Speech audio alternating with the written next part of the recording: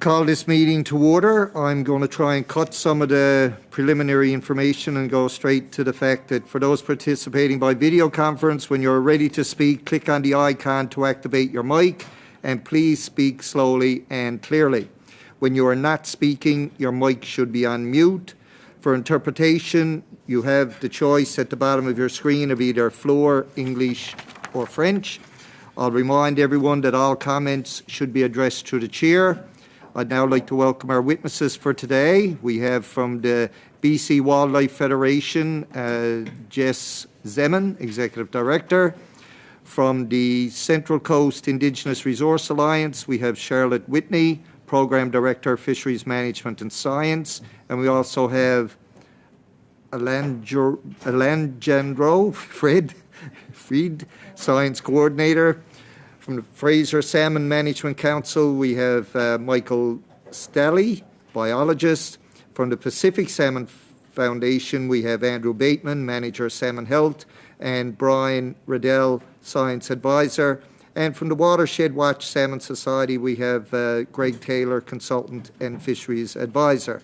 Mr. Zeman, we'll go to you first for opening statements for 5 minutes or less, please. Thank you, Mr. Chair. I will get right into it. Thanks for the opportunity to be a witness today. My name is Jesse Zeman. I'm the Executive Director of the BC Wildlife Federation. With over 43,000 members, the BC Wildlife Federation is the largest and oldest conservation organization in British Columbia. In the past, I've spoken to you regarding the peer-reviewed process through the Canadian Science Advisory Secretariat, which is supposed to be a formal, transparent process for providing peer-reviewed science advice to DFO and the public. This process is integral to Canada's Species at Risk Act, and as it relates to endangered interior Fraser steelhead, this process was completely undermined by DFO. An ATEP of the process related to endangered interior Fraser steelhead, where thousands of pages of documents revealed the Assistant Deputy Minister's office gave a directive to modify some key points related to allowable harm for interior Fraser steelhead. Additionally, the chair of the process indicated they were cut out of the process and expressed serious concerns about the scientific integrity of the process. Furthermore, in these documents, the chair states there are things that happened to the science advisory report after I signed it off. During that process, it was also revealed that DFO management, not DFO Science, had created its own run timing model, which is the period where interior Fraser steelhead moved through the Fraser River. This model was rejected through the peer review process. I believe that DFO management is still using this rejected model to brief the minister. Years later, the peer-reviewed document called the Recovery Potential Assessment has still not been released to the public.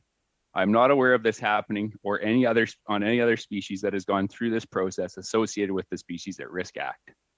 This summarizes what we found in 2021.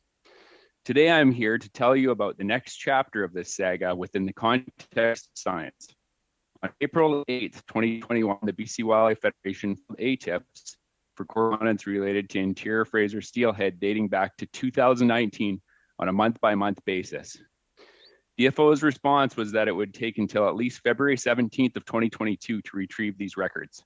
Please keep in mind this is a species of fish that DFO does not even manage, and so one should expect that there are very few records. A complaint was filed with the Office of the Information Commissioner of Canada on May 18th, 2021. On March 16th, 2022, nearly a year later, I received notification that the investigator with the OIC found that the extension claim by DFO was not reasonable given the circumstances. Furthermore, the investigator found that DFO has deemed refusal of access to the requested records. To be clear, the records are not redacted or edited. DFO is simply refusing to provide them. Furthermore, the Office of the Information Commissioner of Canada advised the BCWF that if it wanted to pursue this issue, it would have to apply to the federal court for a review. Now, let me make this clear.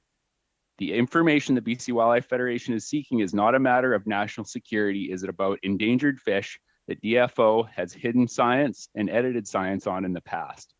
DFO is refusing to disclose records paid for by Canadians And to suggest that the BCWF would spend tens of thousands of dollars to take DFO to federal court to disclose these records means that transparency within this institution is non-existent. Within the context of science, that means that DFO is willing and happy to not only hide and edit science, it is now happy to refuse to disclose records.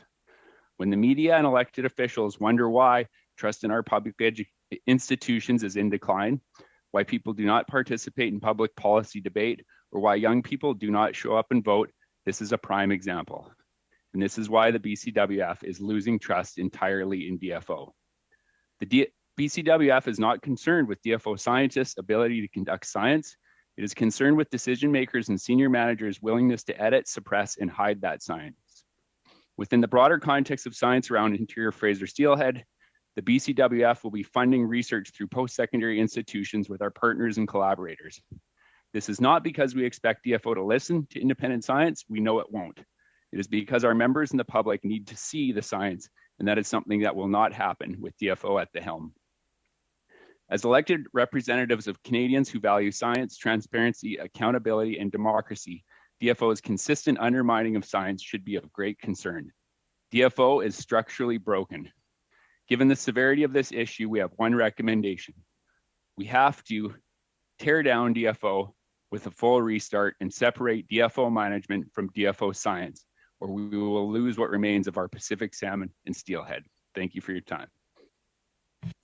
Thank you for that, and that was right on your 5-minute mark. I appreciate that. I do want to say thank you to the witnesses for standing by as we were interrupted or late starting because of a vote in the House of Commons, so we do appreciate that, but we will be adding some time on to the end to make up for most of that time that we lost.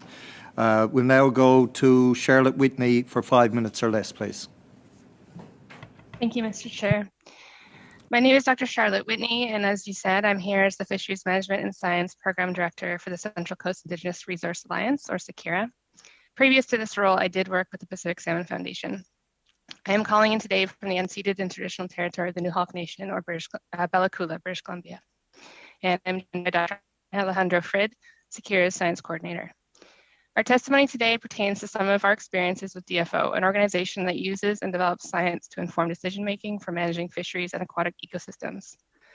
DFO can do excellent science. Further, the Canadian Science Advisory Secretariat, or CSAS, process can allow DFO to inform management with the best available science and to be precautionary to future uncertainties related to climate change.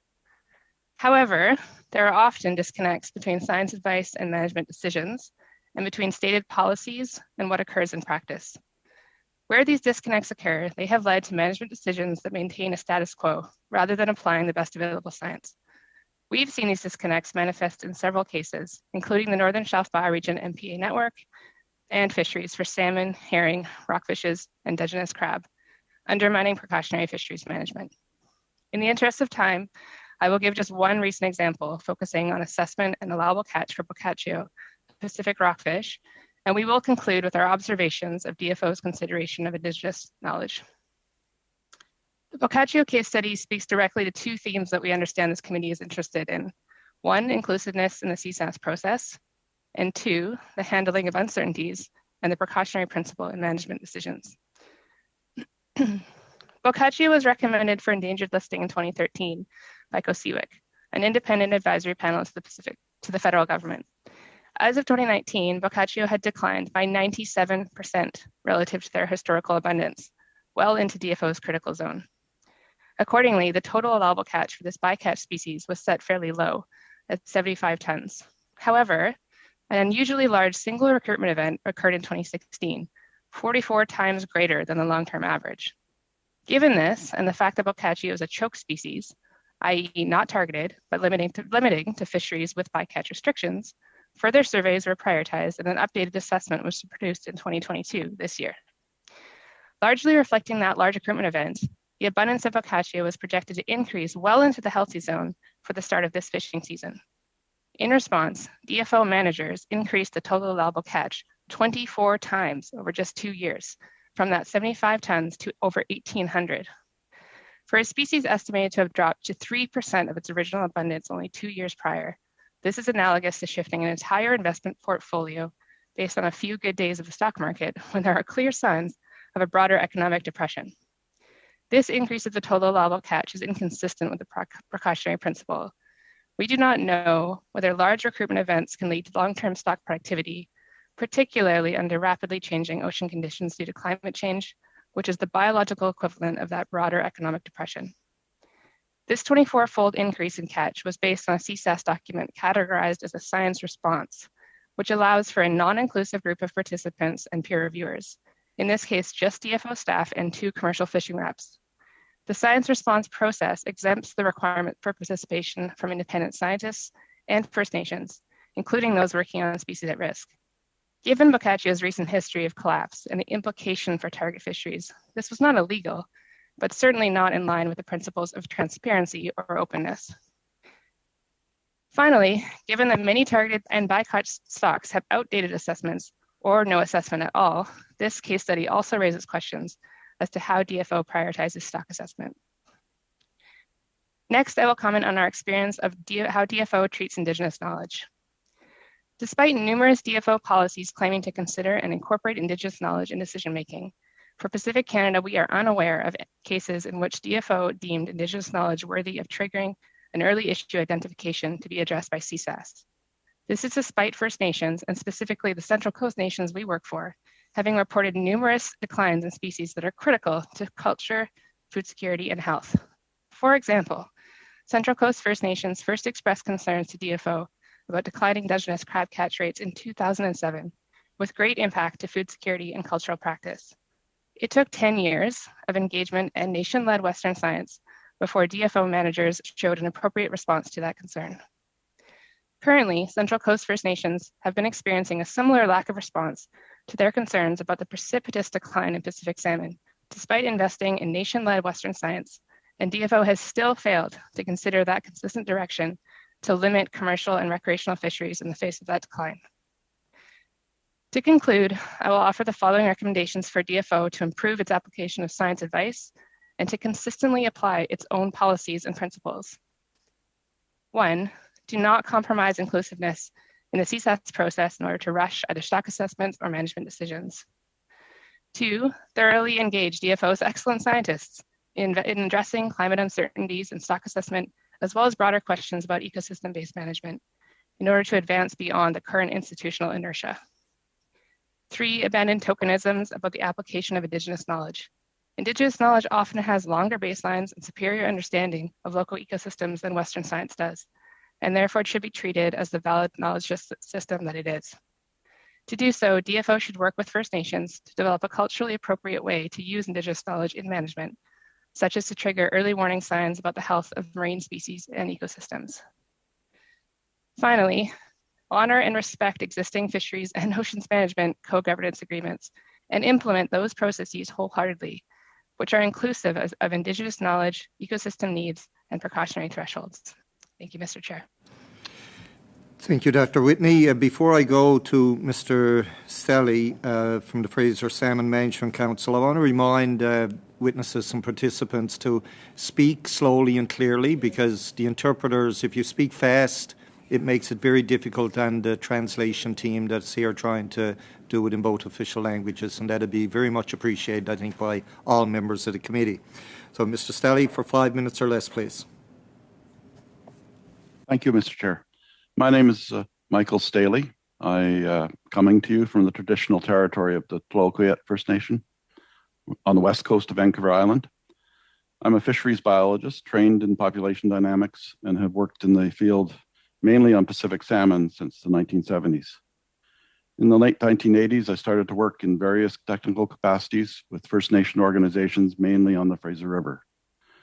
I currently work mainly for the Fraser Salmon Management Council and serve as a co-chair of a joint technical committee that reports to the Fraser Salmon Management Board.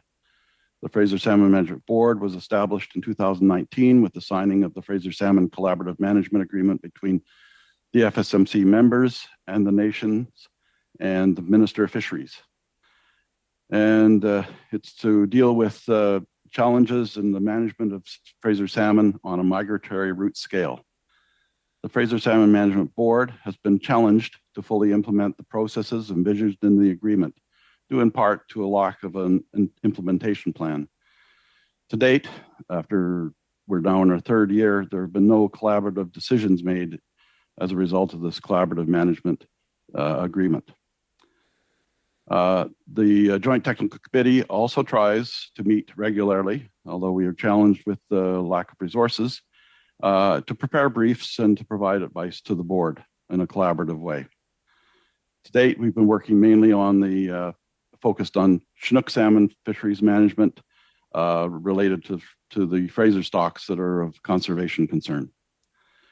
When I started to work with Fraser First Nations about 4 decades ago, I was one of a handful. I believe there were about 3 Western trained scientists working with BC First Nations in the field of fisheries. Since then, with the support of federal funding and programs such as the AFS and AROM, there have been many more well-trained and competent biologists working directly for First Nation communities and their aggregate bodies. It is also heartening and appropriate that there is now many and a growing number of First Nations technical staff who are members of First Nation communities. Having lived through the restrained support for science in general and fisheries science in particular that was present in the first decade of this century, I'm heartened that there's been increased support for fisheries science in the latter part of the second decade and in this decade. And it seems to be returning. Recent federal programs such as the Pacific's Salmon Strategic Initiative appear to be being used by DFO to help replenish its science capacity. In recognition of the shared title to the lands and resources in BC by the Crown and First Nations, it is imperative that the science and technical capacity of First Nations and their organizations continue to be built. It is only with a commensurate support for First Nations organizations that First Nations can take their rightful role in co-managing of the fish and fisheries resource in a collaborative way with DFO. Thank you, Mr. Chair. For that, we'll now go to Mr. Bateman for 5 minutes or less, please.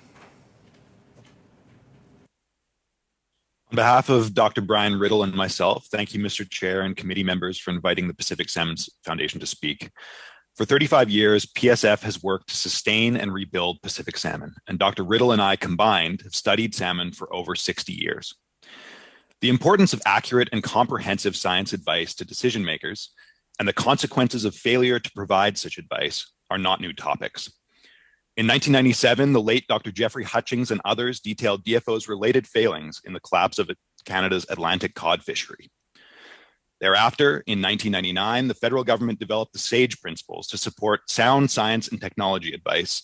And for years, DFO has used science review processes, CSAS and its predecessor PSARC, to advise decision makers. DFO's current science advice aims are laudable on paper, but principles and guidelines are only as good as their implementation. Dr. Riddle's and my recent involvement concerns open net salmon farming in BC. In 2018, an expert panel convened by Canada's chief science advisor delivered recommendations to DFO for improving use, generation, and communication of science in aquaculture decision-making. Recommendations included establishment of an external advisory committee. Based on our experience, we would suggest taking this a step further. Science advice itself should be collated, assessed, and delivered by an independent body of experts. To illustrate pitfalls of the current approach, I'll discuss the CSAS risk assessments that stemmed from the Cohen Commission, gauging risk to Fraser River sockeye salmon due to pathogens from Discovery Island salmon farms. We submit that these assessments reveal DFO's over-reliance on the CSAS process, failing to uphold the principles of a comprehensive, open, peer-reviewed, and independent science advice, and conflating good on paper with good in practice. As participants in 4 of the 9 Discovery Island risk assessments, we can testify. The findings of minimal risk reflect neither the current state of knowledge nor true scientific consensus. Key risks were omitted: sea lice, cumulative effects, and the conservation status of the sockeye stocks were ignored. The processes were neither unbiased nor independent. The risk assessments were implemented, closely managed, and influenced by senior officials from DFO Aquaculture, and employees, contractors, and others linked to the salmon farming industry served on the steering committee and as senior reviewers, so that conflict of interest threatened the integrity of the process. More generally, consensus is held up as a strength of CSAS, but meetings apply strong social pressure on dissenting voices, creating the perfect conditions for groupthink. And there is no mechanism for errors to be addressed once the consensus box has been ticked. Further, some international participants abstain from consensus votes, reducing the influence of international perspectives. In any case, consensus is not a requirement of the scientific process, and the practice of minimizing real disagreement does a disservice to decision makers and flies in the face of the SAGE guidelines, which state that decision makers should consider the multiple viewpoints received, not just the distilled version of uncertainty used in practice. Even ignoring problems with the CSAS process itself, we've seen CSAS findings misrepresented by some within DFO.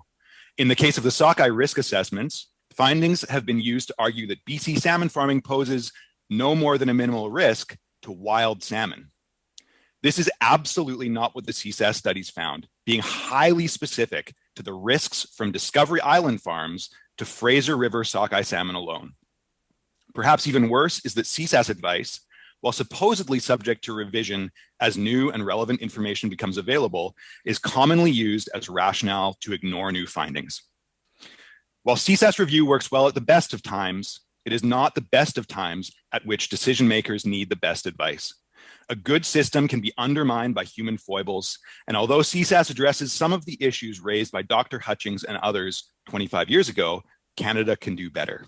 Science evolves, issues evolve, and science advice needs to evolve. In conclusion, we need to fix the current CSAS process run by DFO and entwined with the management preferences, influences, and aspirations of the department. Based on our considerable professional experience, Dr. Riddle and I reiterate that Canada should implement a truly independent science advice body to directly advise decision makers and recommend further research without being subject to vested interests inside or outside DFO. In addition to many international examples, COSEWIC provides a useful, trusted example in the modern Canadian context. A similar body for fisheries advice could adopt the best features of CSAS while avoiding many of its failings. On the aquaculture front, such a body could go a long way towards restoring trust that many Canadians have lost in the department. Thank you. Thank you for that. We'll now go to Mr. Taylor for 5 minutes or less, please.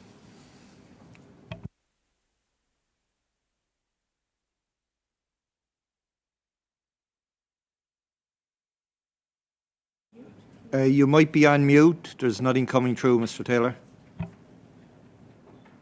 I'm sorry about that. I should have caught that right off the bat. The Fisheries Management and Minister's Office often fail to incorporate science or national policies informed by science in their decisions. This is nothing new. I spent much of my working life providing advice to Fisheries and Oceans Canada, first on behalf of industry, and subsequently in the last dozen years on behalf of First Nations and NGOs. Decisions now, as in the past, are most often shaped by informal and formal DFO harvester relations and external politics. Canada has never had, as Alaska has in its state constitution, or the US with the Magnuson-Stevens Act, an obligation to ensure decisions are consistent with a science-based management framework. What has changed over the course of my 40-year career is the risks to our fisheries from decisions inconsistent with good science are immeasurably greater. This increased risk is driven by the climate crisis, cumulative land and water use impacts, and a decision-making process that continues to put fisheries before fish. In the absence of legal and regulatory frameworks similar to what is in place in Alaska and the US, forward-thinking people within DFO, including Dr. Riddell there, who foresaw the coming environmental challenges, began introducing a suite of world-leading science-based fisheries policies beginning in the 1990s. They are captured under Canada's Sustainable Fisheries Framework. Unlike many government policies, the SFF is not aspirational. They are the bits and bytes of science programmed into policy. They often provide specific direction to managers.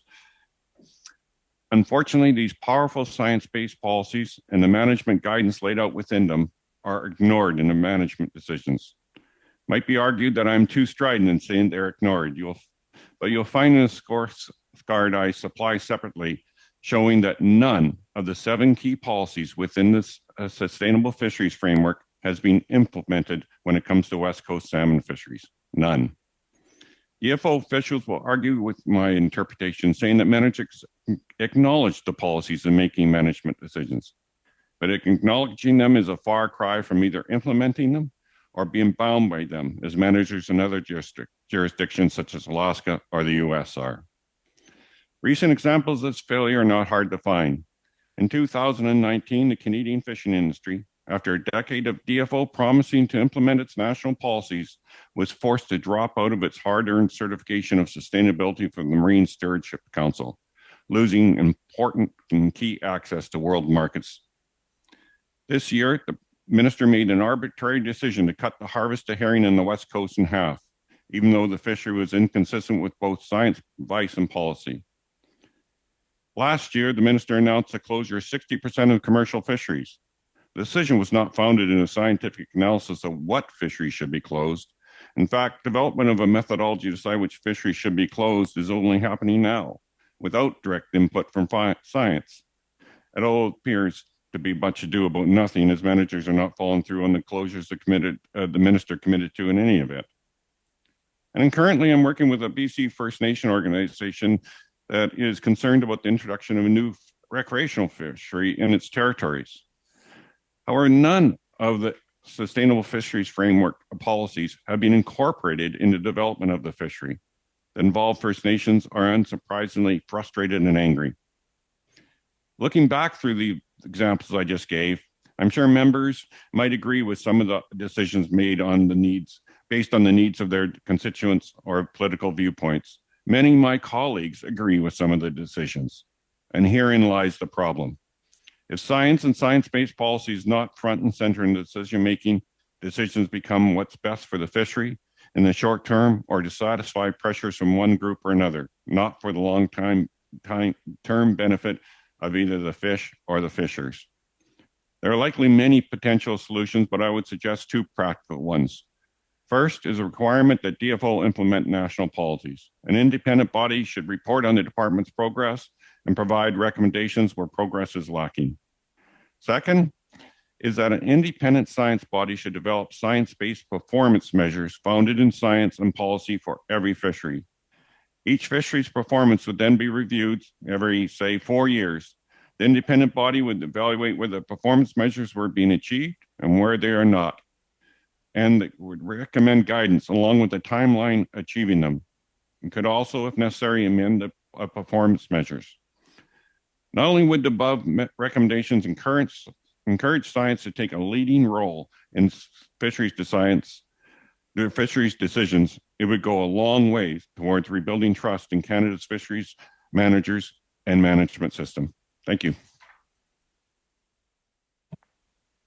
We'll now go to our rounds of questioning by members, and I will remind members there's about 7 witnesses here today, so if you could identify who you're addressing your question to, might make better use of your time.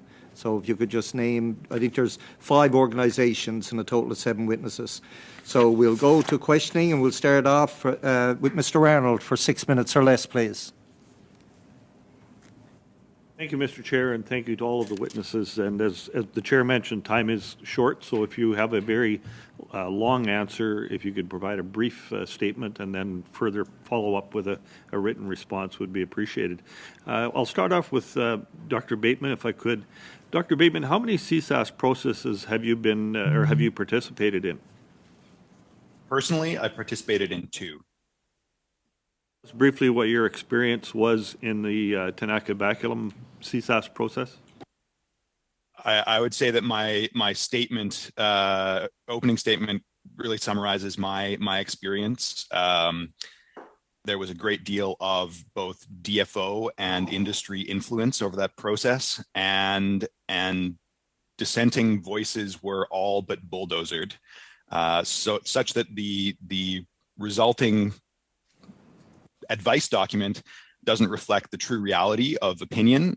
In addition, there's a critical flaw in that assessment, which I won't get into here for technical details, but I can provide a summary in my written materials. That would be great. Thank you. If new information such as scientific data emerges after a CSAS process is completed, does DFO have a protocol for reconsidering the previous determined risk level and taking into consideration the new information?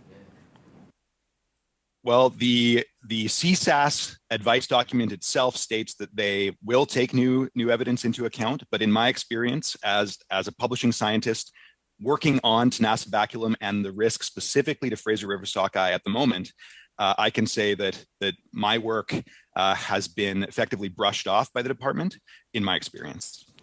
Okay, thank you. In your opinion, has the CSAS, or is the CSAS process as robust and credible as peer review processes of the scientific community outside of DFO? In my opinion, absolutely not. I think it's subject to the abuses I detailed in my opening statement, and it needs to be fixed or completely replaced. Okay, thank you. I'm going to move on now to Dr. Riddle. Dr. Riddle, you've headed the Strategic Salmon Health Initiative, which was established in 2013 after the release of the Cohen Commission report. This SSHI was established as a partnership of DFO, Genome BC, and Pacific Salmon Foundation with an 8-year mandate to complete 4 phases of scientific investigation that the Cohen Commission prescribed. Is that correct? Yes, it is. Yeah. Provided to this committee suggested that SSHI is lapsing prior to the completion of the essential 4th phase of its mandate. I believe this occurred because of an absence of funding from DFO. Can you tell us what the current status of the SSHI is and what resources, if any, DFO provides to SSHI? SSHI, sorry, am I okay to speak? SSHI as a program has terminated in terms of the joint funding, but the Pacific Salmon Foundation is continuing work in that field, and that's being led by Dr. Bateman. And that the problem that you're referring to is not quite correctly expressed there. So there were 4 phases. The first 2 phases were completed. The 3rd phase that we've received criticism on was to do controlled experimentation that requires a facility, an extensive laboratory. We knew that this was a limitation at the very beginning, and we strove through 2 or 3 opportunities to try and build such a facility. In the end, we never reached agreement with the local universities to construct that, to conduct the controlled challenges. The 4th phase that you were referring to was a workshop and final reporting, and that was conducted. So the controlled experimentation was not, and that could still be undertaken, but it would require funding to ensure the establishment of an appropriate experimental center. And it would not be cheap. We had completed a full design of a center working with the Vancouver Island University, and at that time it would have cost us approximately $350,000. But that assumes that they had the space and the water and the filtration, etc. So the actual cost would have to really be developed depending on where we built such a facility. Thank you. And was part of the funding required or planning in the planning process to come from DFO for that project? There was no commitment from DFO in the beginning there. If there was a commitment, it was Genome BC, which is largely a provincial funding, and they were committed to providing funds to build the center.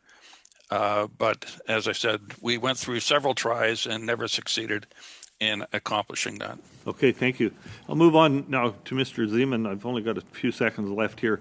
As the leader of a conservation organization of resource users, fishers, and so on, can you tell us why it is important for DFO to provide Canadians with the science the department uses for making management decisions? Yeah, absolutely. And I think all of the witnesses, I feel like we're all saying the same thing.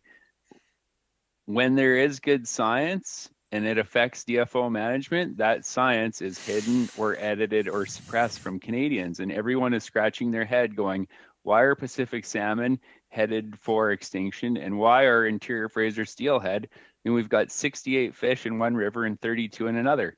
And why is that happening? And the public can't know that because DFO will not share the science. That's why it's important. Thank you, Mr. Arnold. We'll now go to Mr. Hardy for 6 minutes or less, please. Thank you, Mr. Chair, and thank you for all of the witnesses. I think we're going to get a lot of information here today. Now, I'm going to ask my first question of Mr. Zeman, but I want Dr. Whitney to know that I'm going to ask her about science and other factors that need to be considered in ministers' decisions. And Mr. Staley, I'm going to ask you about the essential elements of truly objective research, including the development and reporting. But I'm going to start with Mr. Zeman. It seems that, you know, in our long history of all of the hearings that we've had, is that when the minister comes down with a decision, we're going to fish, we're not going to fish. The people who want to fish will come up with their own science when the decision is we're not fishing. And the reverse is true. So how do we deal more effectively with the whole issue of dueling science when it comes to these decisions?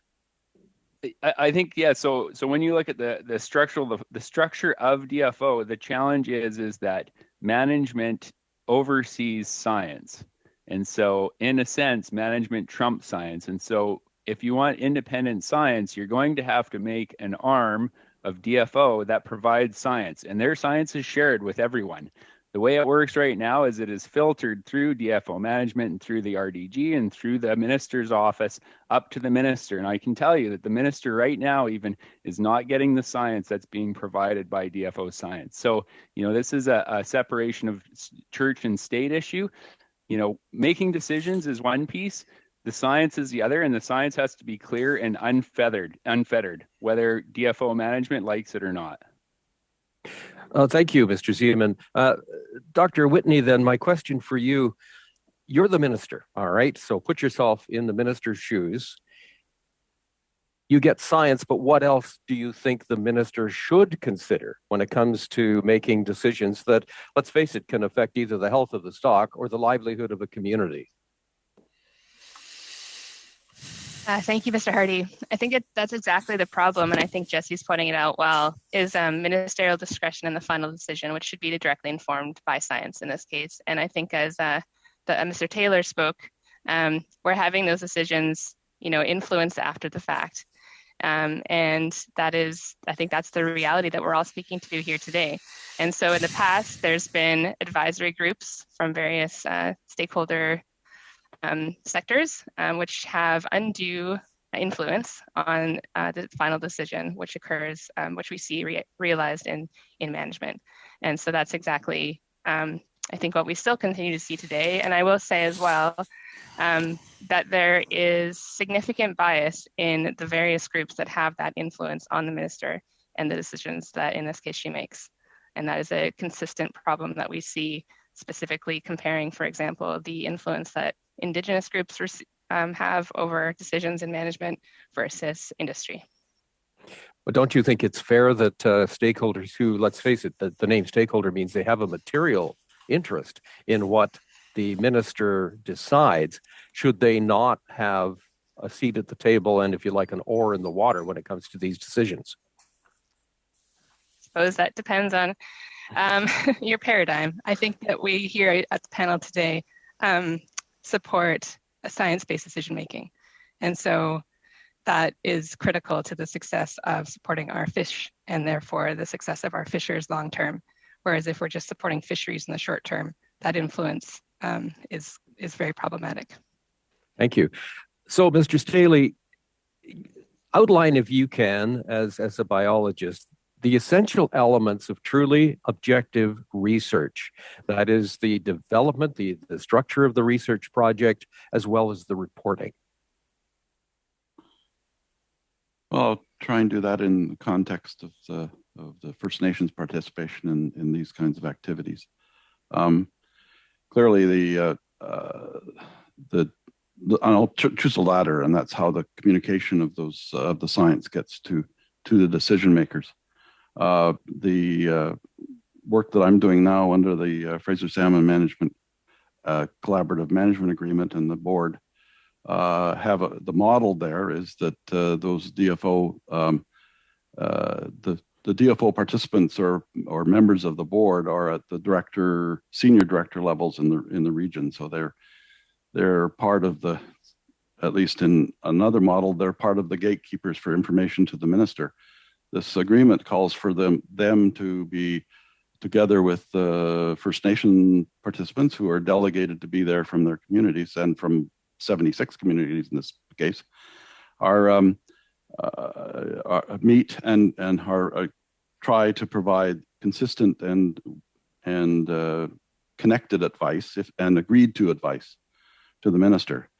So that model would sort of circumvent this, the sort of that level within the department from providing sort of alternative advice to the minister. It doesn't completely discourage it, but they would have to be, what they're saying to the participants at the other members of the board and what they say to the minister should be consistent. So that's all right, one I think way. we'll have to call it at that because I think the chair is about to wave me off here. Okay, Thank you. Sorry. Thank you very much. Thank you. Bye.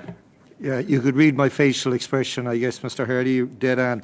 We'll now go to Madame Debienne for 6 minutes or less, please. Merci, Monsieur le Président. Thank you, Mr. Chairman. My question is for Mr. Zeman. In your opinion, would an ombudsman or auditor with a more general mandate who might ensure that scientific views are more visible to the minister, would that be a solution? Auditor General or some sort of ombudsman, that would add value. But again, the structural piece in this is the separation between DFO management and DFO science. And even just to dig into the details a little bit more, the person who's in charge of species at risk within DFO actually reports to DFO management. And that is extremely uncommon in the structure of the Government of Canada. Typically, species at risk people or employees or staff or processes are separated from science. So there is always room for more independence. And I think we're hearing people really want independence here in terms of science. And the reason for that is because the current structure is broken. And so if we had a structure where DFO scientists were able to do their job in isolation of being fettered by managers and senior managers, everything would be okay. So we're all coming to the same, we're all coming to different conclusions with the same fundamental problem. You have to remove DFO management from DFO science. That's the fundamental issue. Auditor generals are great.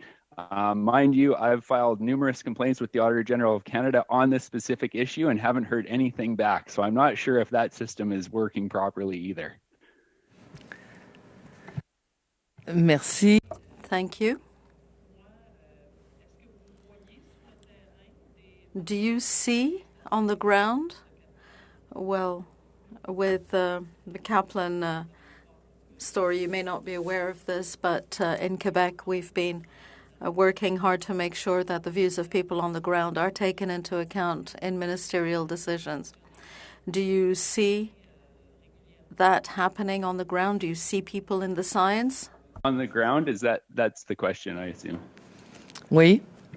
Yes. Yes, we do. I mean, and so again, in the context of steelhead, there are scientists within DFO science who have a really good handle on steelhead and understand steelhead ecology and participated in the CSAS process. So yes, I would say DFO scientists are competent.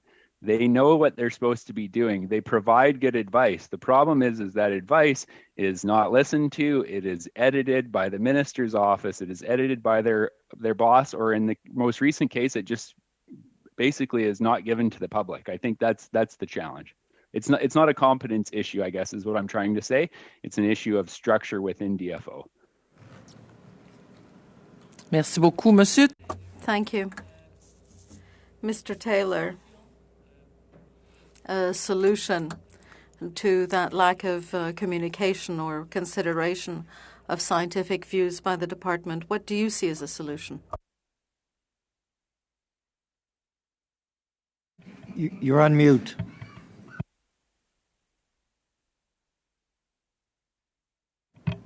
You're still on mute. Try it that way. I did not receive the translation. Est-ce que je peux me reprendre, monsieur? Can I repeat my question? So very quickly, in your opinion, what would be a quick and effective solution to improve what I would call communication and consideration of scientific views by the department in their decision-making? What could improve things in your opinion?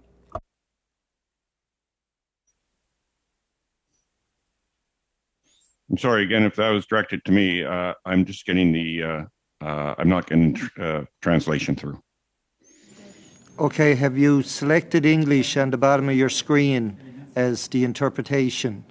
Because I'm getting it interpreted in my ear while it's being said, so. That was good advice. I found it. Thank you. Okay, we'll Sorry, Mr. Taylor, I'm from Quebec. we'll ask Madame Debian to start her question again. I won't dock her that time. Merci. Thank you. Mr. Taylor, given what you know of the system, what solution might be effective in improving the degree to which the department takes into account the views of scientists in its decision-making? I think that Canada does have a system that's in place that would be extremely effective in turning science advice into good management decisions. It's just that managers have not implemented it. We do have a policy structure in place that would allow good science to influence decisions. But not being it's as I say, has not been implemented, and that's why I would propose. It's some other people on the panel are also proposing is you have to have some sort of independent body to monitor the implementation and monitor the science. Mr. Hardy was quite correct. There's often different versions and different interpretations of science. Stakeholders have to be involved. There has to be some consideration of how to implement science. We have that in those policies. What we don't have is transparency, like Mr. Zeman says. We don't have that kind of oversight we need, and we certainly don't have. We need more involvement of First Nations. So we have the basic structure. We just do not have the follow through, and we don't have the independent monitoring or oversight that's required to ensure that it is done. C'est bon? Do I have more time? Thank you. So, what I was asking Mr. Zeman is, well, we could have an ombudsman or an auditor general who could independently assess whether communication and the implementation of scientific perspectives is not only taken into account, but basically has a preponderant impact on decision-making within the department.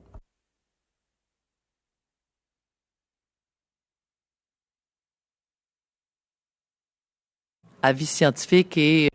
Do you agree? Scientific views and Indigenous knowledge and knowledge on the ground.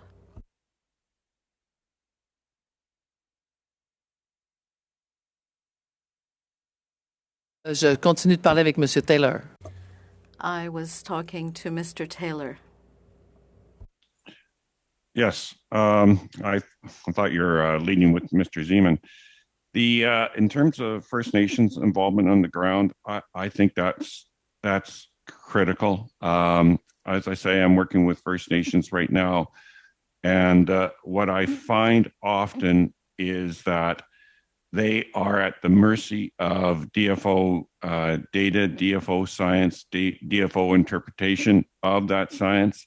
They lack the capacity and the dollars to interpret and do their own science, and ensure that their territories and the fish stocks within their territories are being managed according to the best science.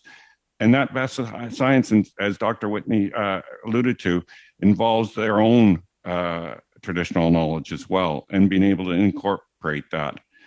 I think that the First Nations need more resources, need more independence, and they need some other than people like myself or consultants who are also working off the corner of their desks on a shoestring. They need the resources to be able to do the job.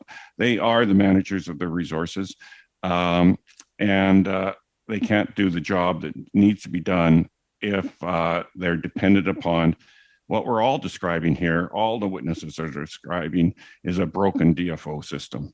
So the First Nations are truly at a disadvantage, I believe, right now in the current system. Thank you, Madam Debienne. I will remind members of the committee, please identify who you're asking the question to, because you're losing time simply by staring at the screen. We'll now go to Ms. Barron for 6 minutes or less, please. Thank you, Chair. Building off actually some of the information that Mr. Taylor was speaking about, I was hoping to direct my question to Dr. Whitney. And actually, I want to thank all the witnesses before I do so for being here today. Dr. Whitney, I really appreciated many of the comments that you made around the importance of Indigenous knowledge, in the capacity of utilizing this Indigenous knowledge in early identification of issues and avoiding tokenism. These are all really important points, and I was hoping that you can expand a little bit more on how, in your organization at Central Coast Indigenous Resource Alliance, how scientific data sits alongside Indigenous forms of knowledge, and if you can provide some examples and how that works in practice. Absolutely. Thank you for the question. It's very important and integral to the work that we do. I think I spoke to in my opening statements the value of Indigenous knowledge as a very, place-based and much longer-term view and understanding of resources and ecosystems. Driven by the people that have lived there for thousands of years. And so one of the things that we often, I think, really appreciate and value in that knowledge system is, as I think I spoke to, as an early issue identification. And that's something that is really critical and I think relates well to the SAGE principles around the first specific principle. And so one thing that we find in practice is that the nations who we work with and for, will raise those issues and identify an opportunity, a concern, and in our case, a collective concern for Central Coast nations working together. And then that drives further Western science, potentially research, as well as synthesizing and gathering further Indigenous knowledge to drive management decisions. And then, if you think about a feedback loop, monitoring and evaluation, and then improving or adapting those management decisions accordingly. And so those two different knowledge systems, Western science and the data that can be derived from that knowledge system, can really go hand in hand.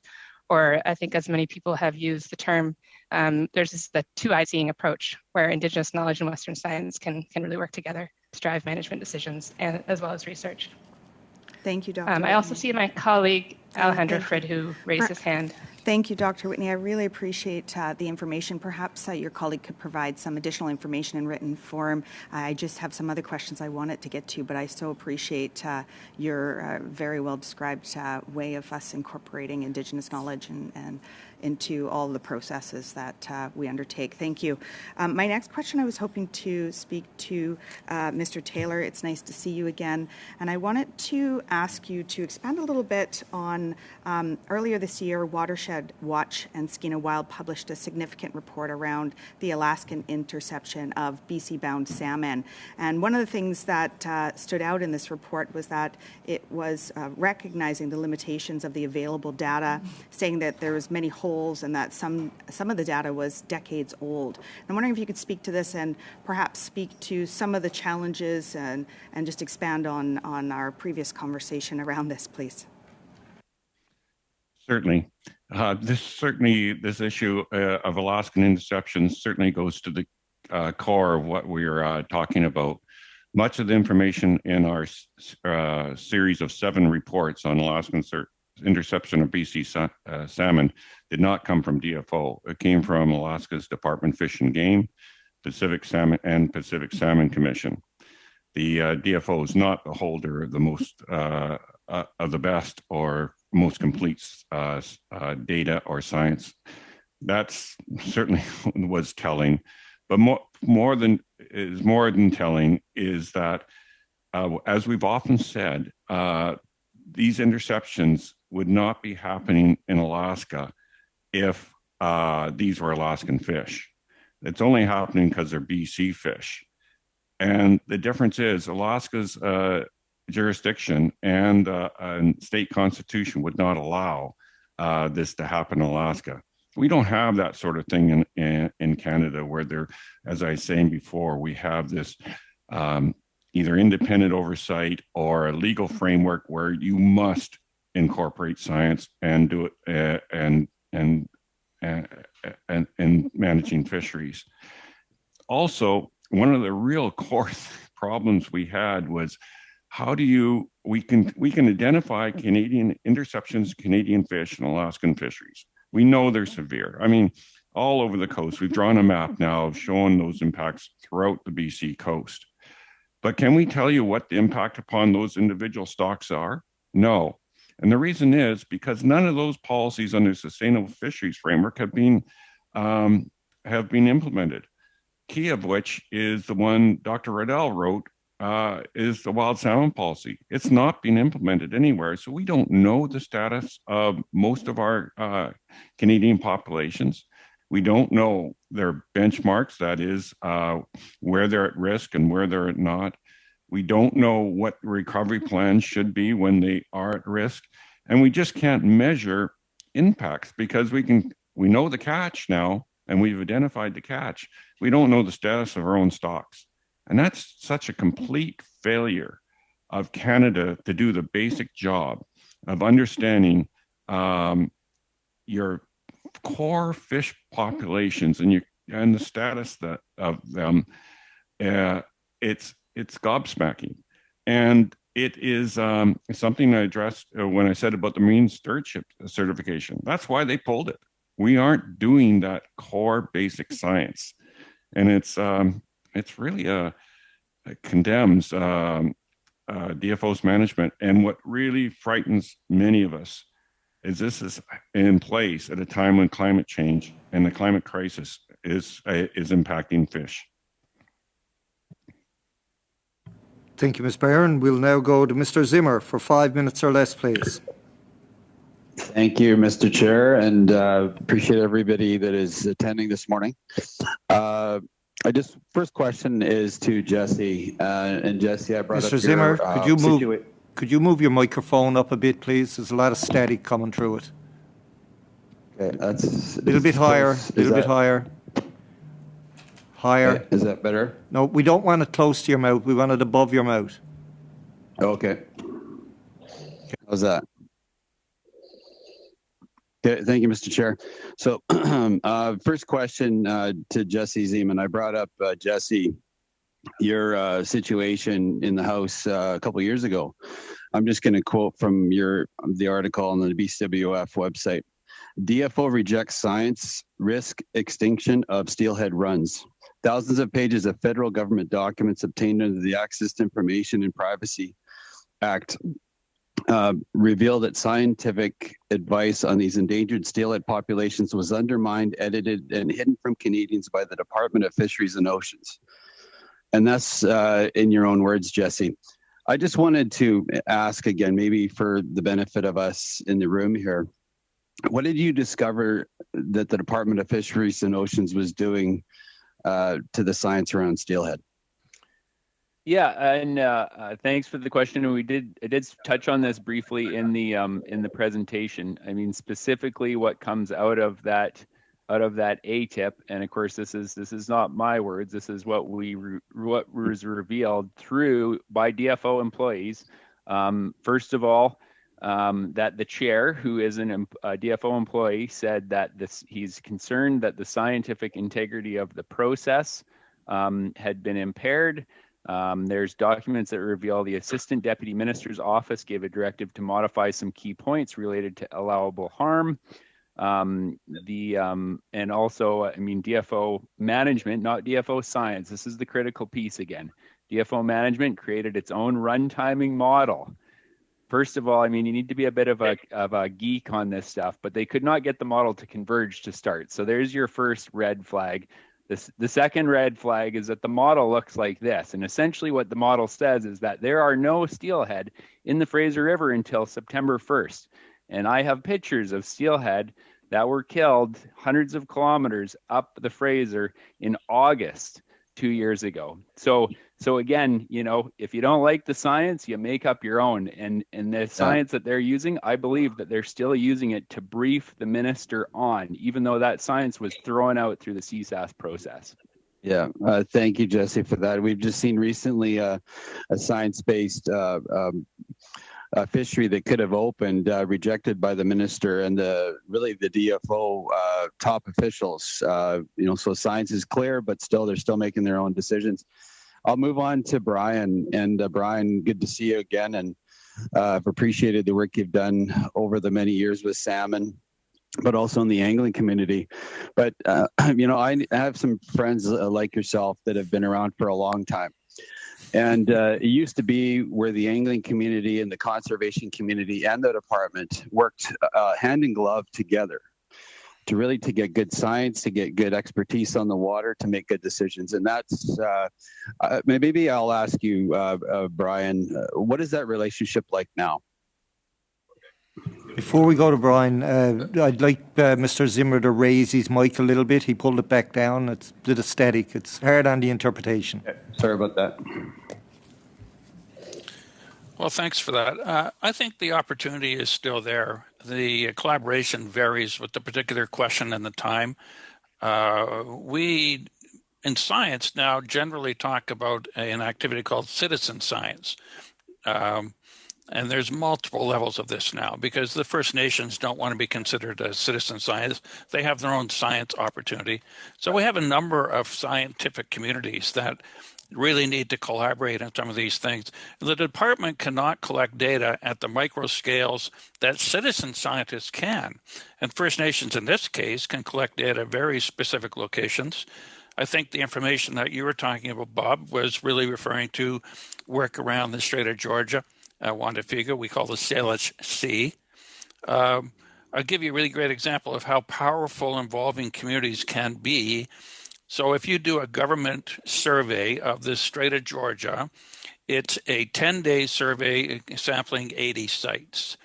If we use citizen science by engaging community people with vessels, we sample the entire Strait of Georgia with the same number of sites in a single day. Right. Now, the opportunity there is that we can do multiple sampling, and we can sample at a time and space scale that's impossible using large vessels. There's all sorts of opportunities for these collaborations. And so what would you say, Brian, and to say that this is something that should be striven, we strive toward, where is that relationship at right now? Well, I think the relationship is still there. It's just a matter of that are there questions that can be addressed by using that collaboration? Do we have an agreement on how we would undertake it? I think the opportunity for the department now is with the new money through the Pacific Salmon Strategic Initiative that Mike Staley referred to. You can engage these groups that provide excellent information, particularly using our new technologies. Thank you, Mr. Brian. Zimmer. Your 5 minutes are gone over. Everybody. We'll now go to Mr. Hanley for 5 minutes or less, please. Thank you. Thank you very much, and thank you to the witnesses for the fascinating testimony. And as a public health physician, especially having been managing the public health response to the pandemic in the last couple of years, I certainly recognize many of these similar themes about the distinction between the science and making sure the science is there, but also the many factors that influence a policy decision.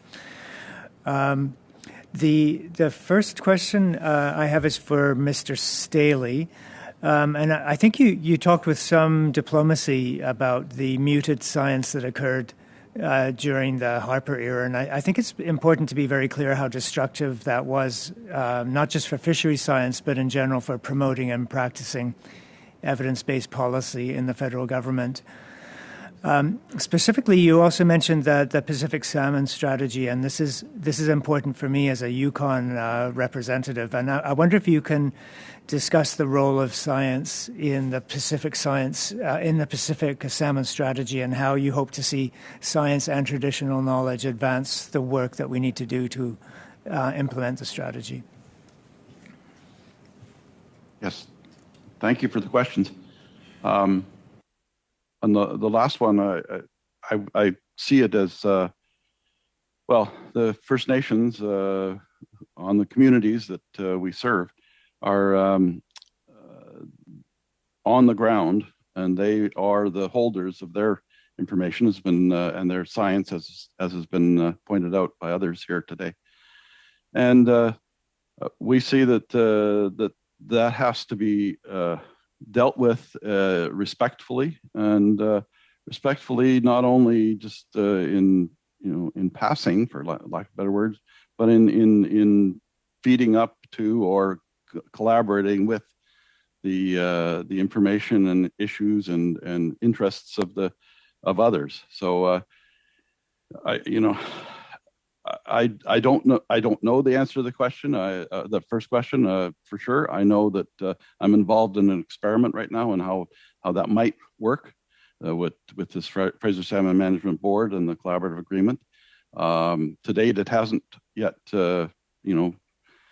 touched the ground yet, and got traction, in part because of it's a new thing, and as we all know, DFO is challenged with changing quickly. So that's how I see the first one. The second part of your question. The first part of your question is yes, no. I experienced the working with First Nations through the first part of this century, and the basically the withdrawal from the field of science and data. In many of the stocks that we work with, there's big holes in the databases about spawning enumeration, the quality of that, even the quality of some of the fisheries enumeration. So I think it's, as I said in my opening remarks, I'm heartened to see that we've recovered some of that. But unfortunately, when you're managing some of these long-lived some of the longer time series, longer lived animals, you need a longer time series, and we unfortunately have that Mr. Staley, piece. yeah, I'm going to have to cut you off because my time is so limited, but I wanted to maybe pass to Dr. Riddell, because you also mentioned the Pacific salmon strategy, and what are the opportunities for really maybe taking some of these lessons and applying scientific knowledge and traditional knowledge into the Pacific salmon initiative?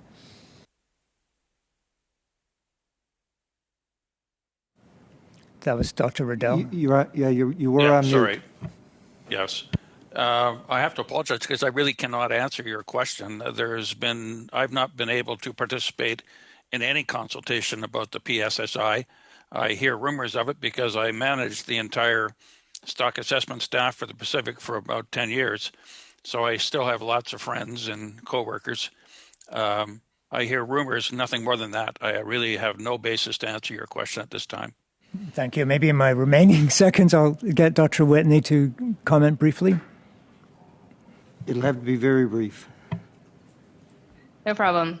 I can actually speak to that. As a program director for an Indigenous organization, we've been actively reaching out to the PSSI team.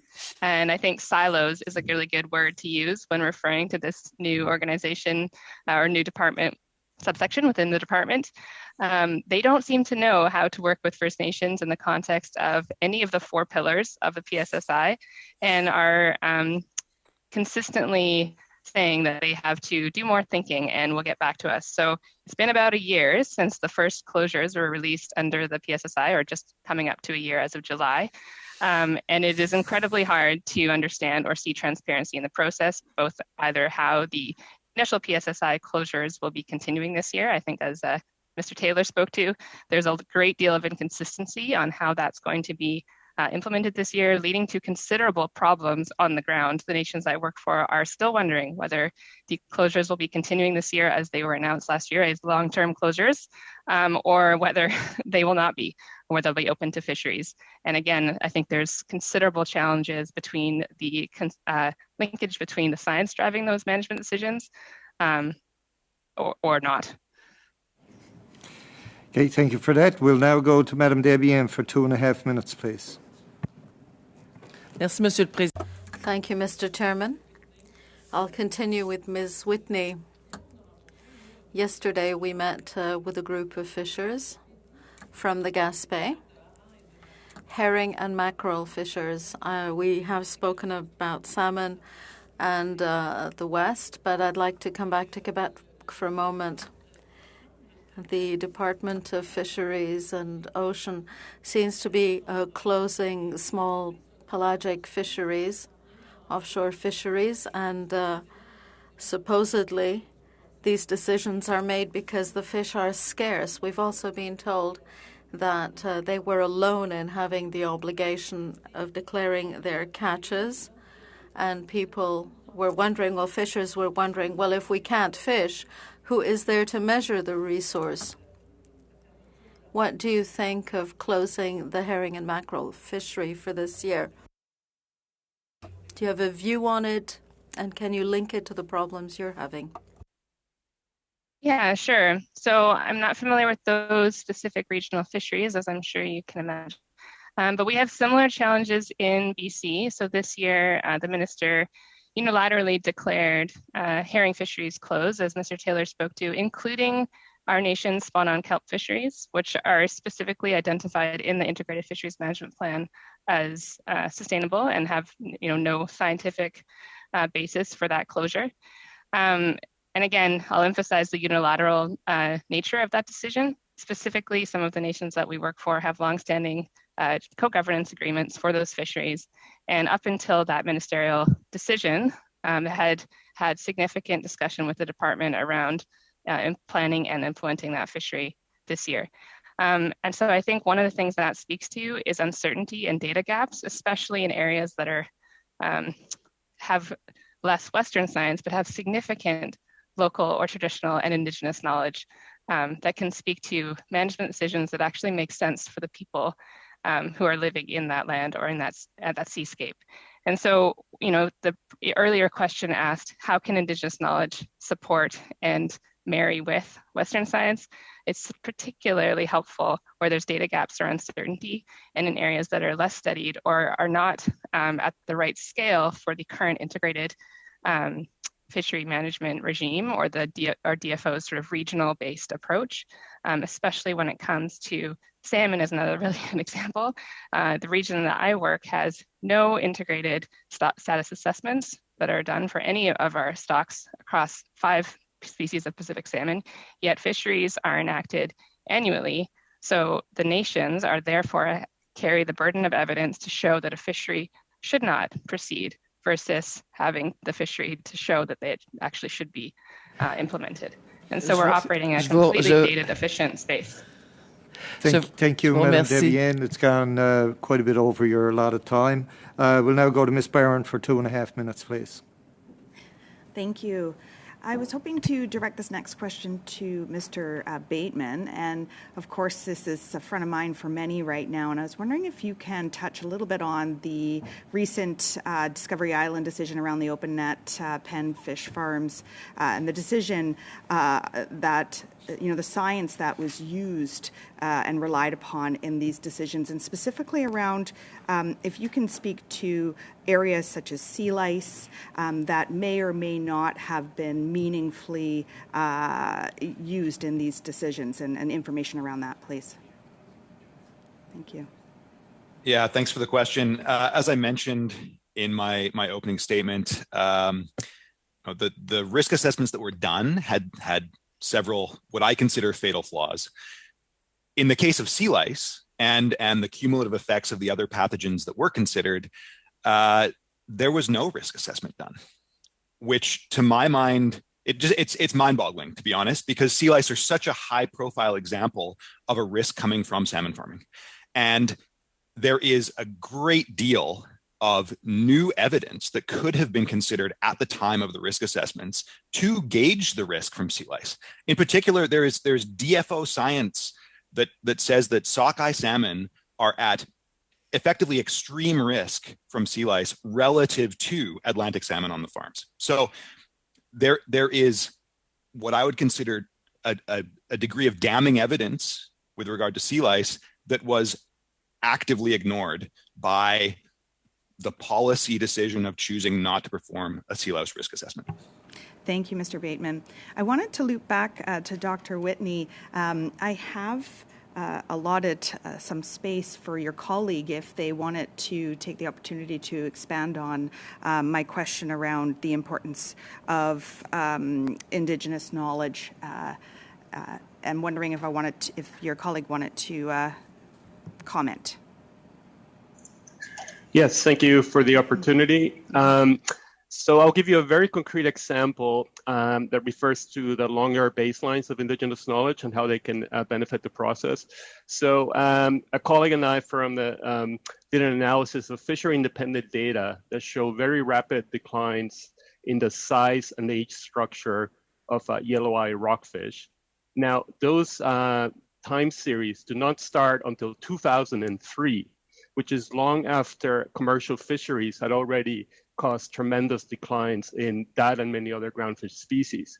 So if we just look at the picture that we analyzed between 2003 and 2015 from DFO's own survey data, we see a decline of about 0.5 centimeter per year in the average size of yellow rockfish, an average decline of about 10 months per year in the average age of yellow eye rockfish. Now, this has tremendous implications for fecundity because larger females are disproportionately more fecund than smaller females per unit of body size. Now, this is 2003, the start of the time series. If we look at Indigenous knowledge through structure interviews, we reconstructed the body sizes of yellow eye going back to the 1950s or so, and how in the catches of Indigenous fishers, those sizes change over time. And between the 1980 and this, which is before any of these scientific surveys had begun, and 2000, we see a decline of nearly half the average size. So if we only look at the scientific data, we will have a shifting baseline of what would have been considered normal if we start in 2003, which is about half the body size, disproportionately with lower fecundity that was actually there before the commercial fisheries got underway. So that's one example. Thank you for that. Ms. Barron, you almost had a 5-minute round there that time. We'll now go to Mr. Small for 5 minutes or less, please. Woohoo. Oh, thank you, Mr. Chair. No, you had Mr. Small. I've got some questions for Mr. Zeman. You sit in the next Mr. round. Zeman, are you familiar with the Corman report on the emergency recovery potential for BC steelhead? I am aware of it. Yep. So, are you aware that Corman and his team wrote that pinniped predation is an important factor driving steelhead decline? So, yes. Was that included in the final document that was produced in CSAS, or was it left out? Yeah, so there's two pieces to that. The piece around, so when you refer to the Corman report, you're referring to the recovery potential assessment document, and that was conducted by 3 authors. Corman was one of them. He's an independent. Another one was with the provincial government, who actually has the responsibility of managing steelhead, and the third was actually with DFO. And so this report, the recovery potential assessment report, was conducted and then was, of course, peer reviewed by, I believe, 42 different managers and researchers, and it was beat up. And that report still has not seen the light of day. Years later, it has still not been disclosed to the public. And certainly in British Columbia, we have a bit of a tennis match that happens between the province around managing freshwater resources and with DFO around managing pinniped predation. And I guess I would say there is a lot of science on both ends that both are failing in their responsibilities to adequately fund science and to implement science-based decisions to move salmon forward. So does it make sense? One of the... Oh, sorry. Does it make sense that Corman's clear conclusion based on research could be simply discarded by the CSAS process? Well, it certainly doesn't, because the process is supposed to be a peer-reviewed, transparent process that is used to inform both DFO and the Canadian public. And it's impossible to inform the Canadian public about a document that has never been released to the public.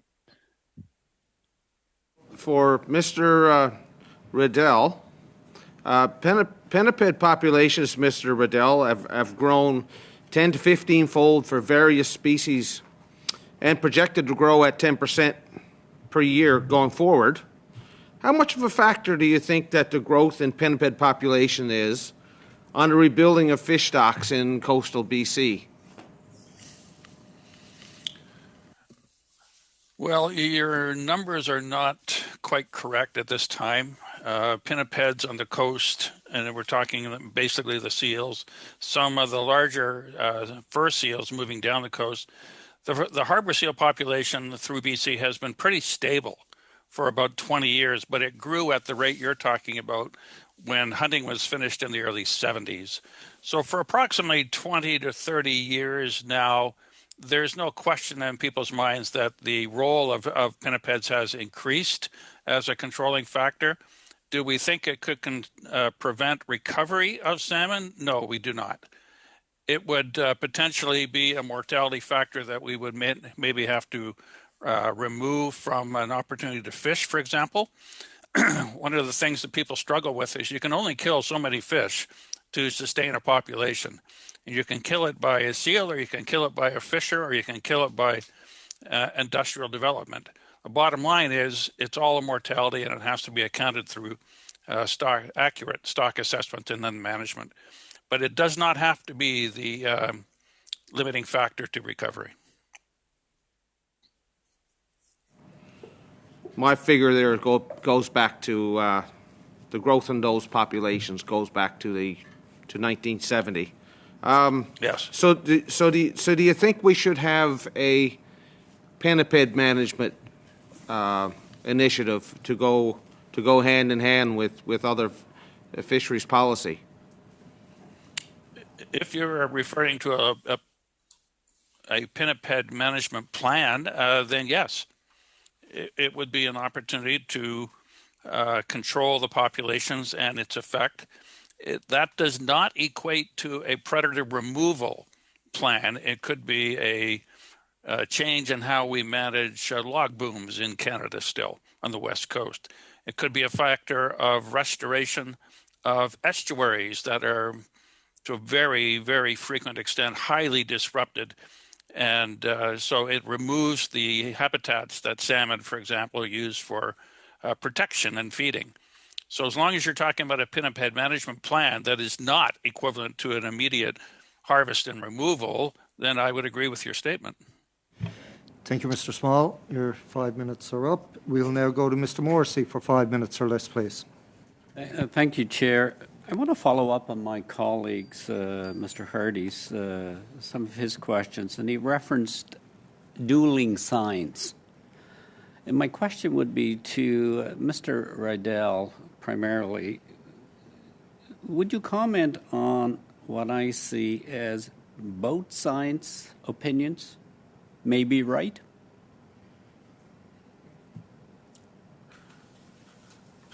Because and where I'm going, Mr. Riddell, is because you hear conflicting, often the signs attached to organizations outside of DFO appears to be in will question the science within DFO, which is government.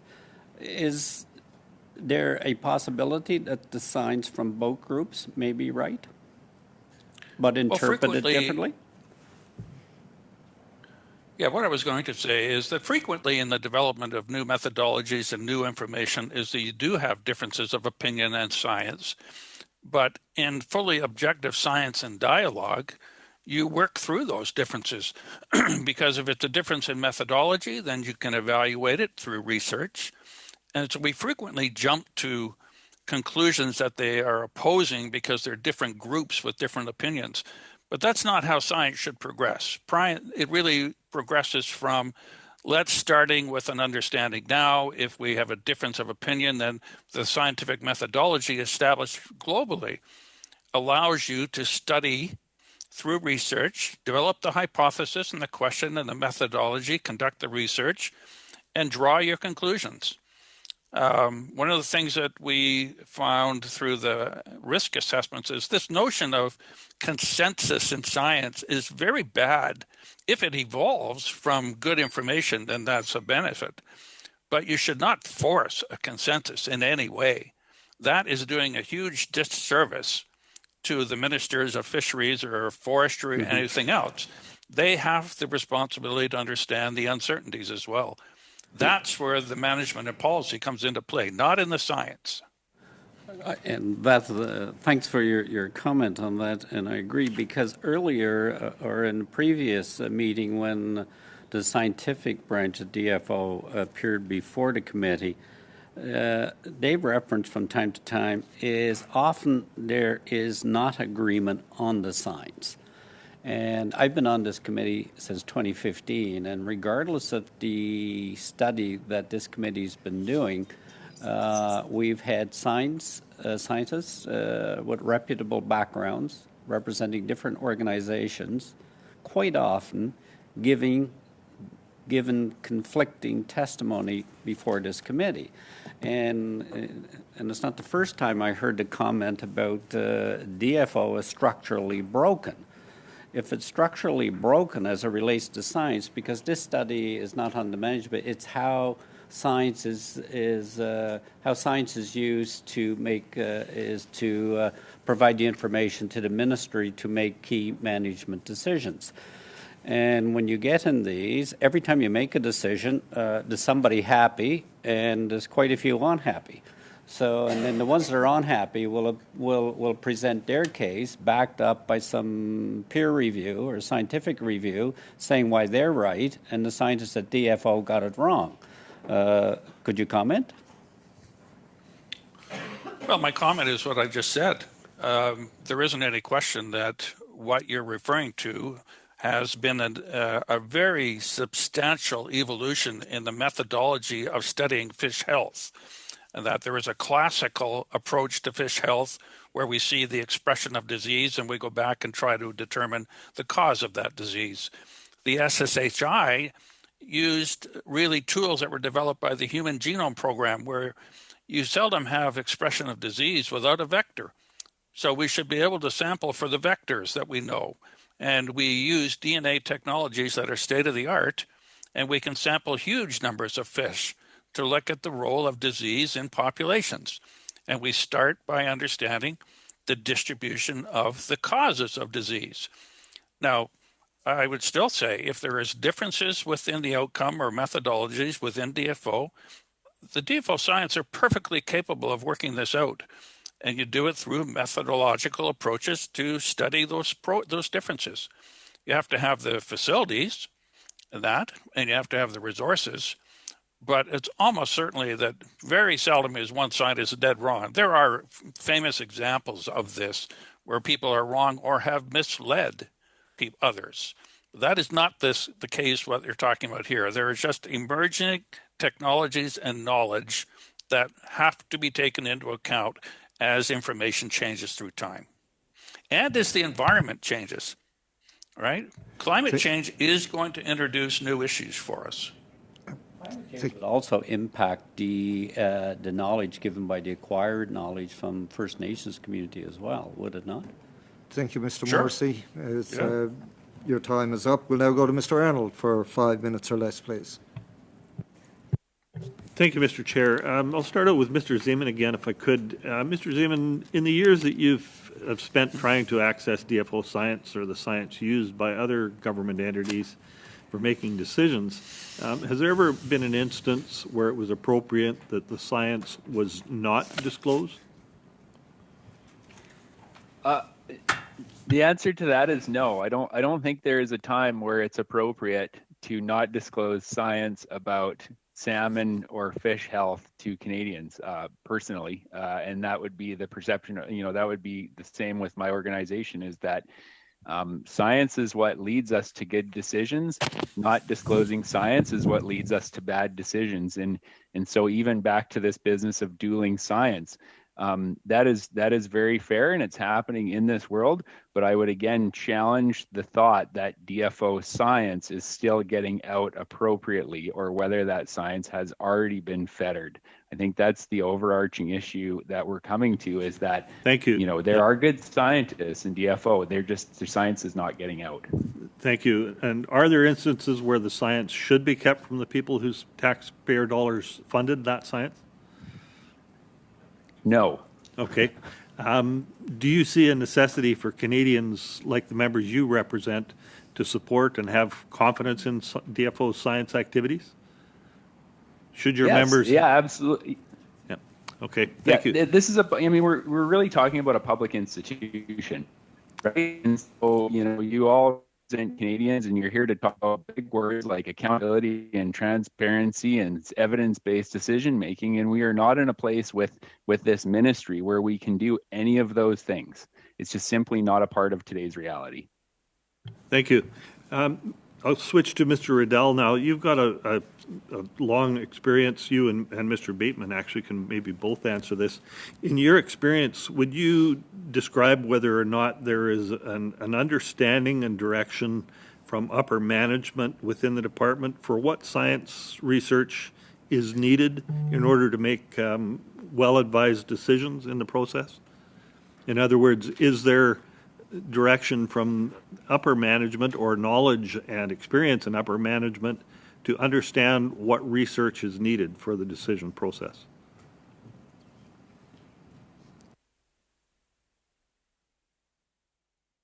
Well, maybe I can start. First off, I think you'd have to qualify your question further in the sense that it really would depend on the topic of concern. Yes, there's no question that there's good science advisors within the Department of Fisheries and Oceans.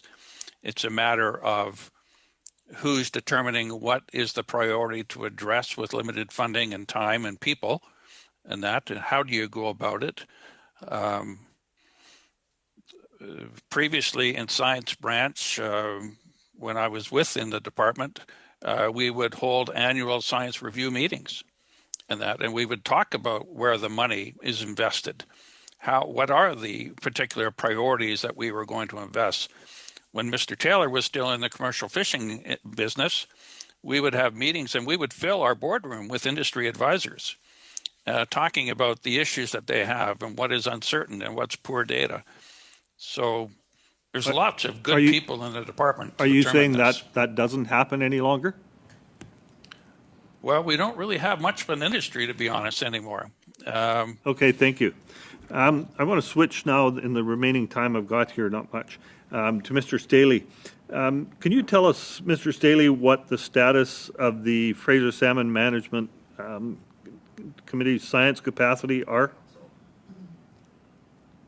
Well, our capacity is basically just 4 or 5 professional biologists, including myself, who work part-time for the Fraser Salmon Management Board and Fraser Salmon Management Council.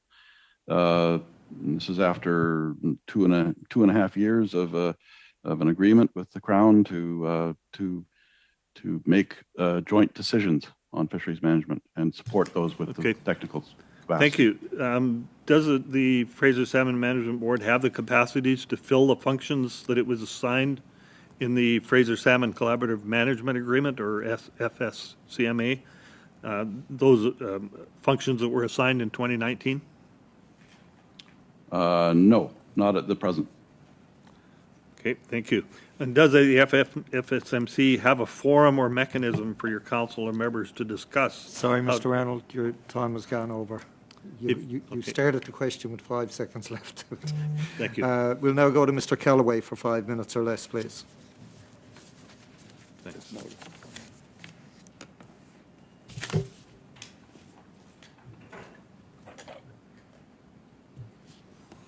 Hi, Chair. Can you hear me? Yes, I'm here. The clock is ticking. Okay. I just had a little delay on your comments. So really appreciate the witnesses being here today, and it's a pretty robust discussion, and I'm thankful for it. This entire study is very illuminating on many different fronts, but wanted to focus on scientific integrity again. And what I'm hearing is that scientific integrity is critical to the decision-making process, from the planning and the conducting of the research to the production of advice and the application of advice to the department and to the minister.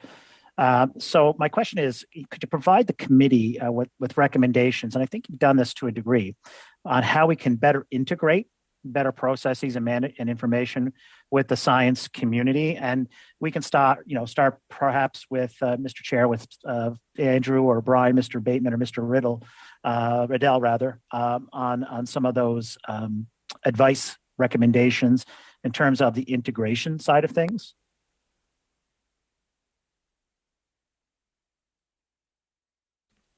I can start with that. Thanks for the question. I think as we recommended, what we really need to see is integration, in our opinion, be taken out of the hands of DFO. Okay. The fact that DFO controls the integration of science from within, from without, that is part of the problem, because the management level within DFO interferes with those processes. Mm-hmm. So, Mr. Bateman, just following up on that, kind of give me a mock structure of what that looks like. Like give me as detailed as you can in the time that we have. I mean, I'll provide some more detail in written documentation. That'd be great.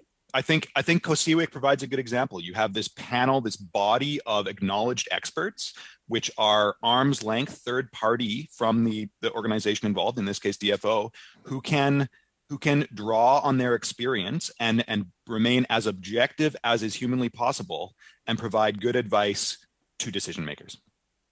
Thanks very much for that. Mr. Riddell, do you have any comments to make? Well, I think, yes, I do, because I've had experience in the U.S. and their science advisory process on 3 major panels.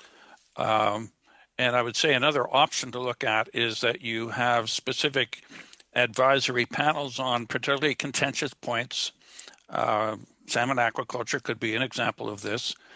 But the big difference in this is that these panels continue through time. They rotate memberships so that you never lose the experience of the background. And they are accountable for the reports. The reports are written and public and that. So there are multiple options for you to develop parallel processes. So Andrew has given you one. I could give you others from the U.S. experiences.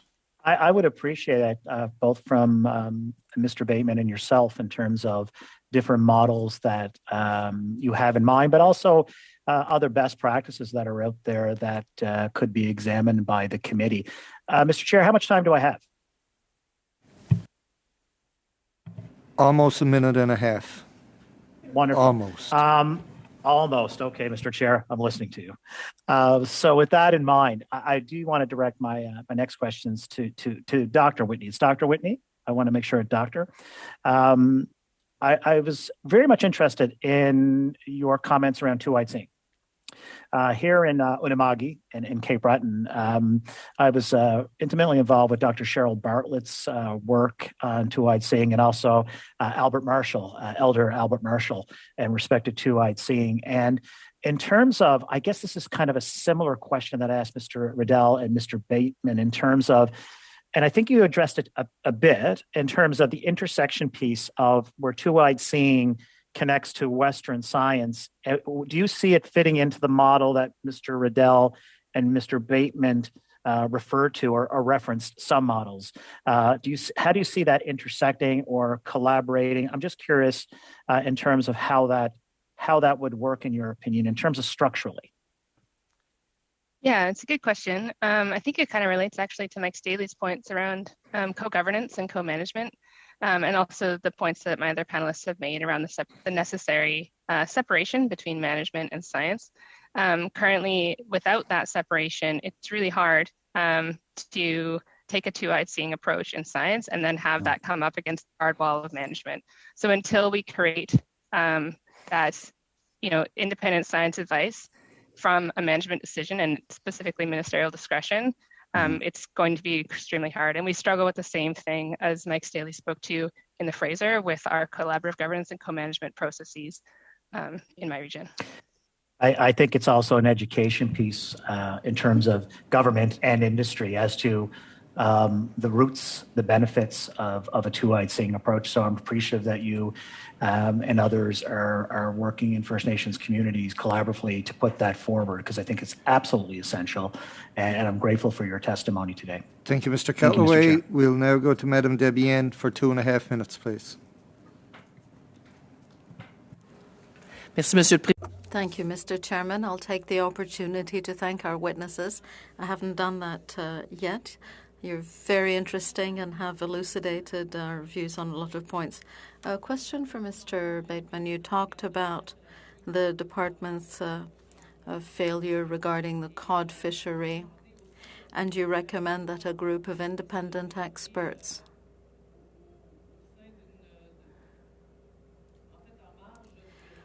work with DFO. What would an integrated stock assessment mean? What elements would need to be in there? And could an independent team draw in that data and do all that work? Would it carry more weight with the department? Je parlais à Monsieur Bateman. I was speaking to Mr. Bateman, if he's there.